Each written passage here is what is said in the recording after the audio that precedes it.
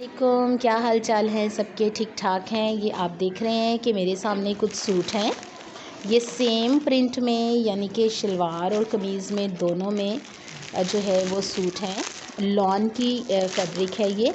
और ये देखें कितने प्यारे हैं। ये मैंने मंगवाए हैं MA कलेक्शन से। ठीक है, ये बहुत अच्छी भाभी हैं हमारी, उनसे मंगवाए हैं ये। और ये देखें इनमें से 3 सूट जो हैं वो मैडम के हैं, एक मिस फरीदा का, एक मिस मिसबा का और 2 मेरे हैं।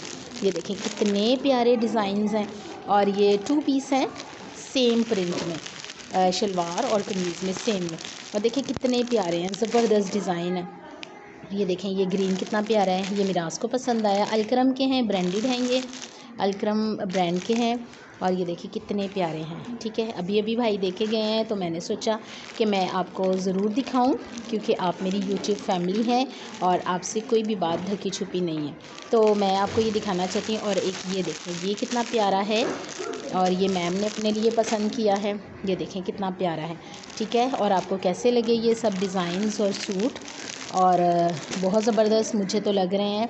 और अगर आपने मंगवाने हैं तो आप मुझसे ज़रूर रब्ता करें। तो फिर मिलते हैं।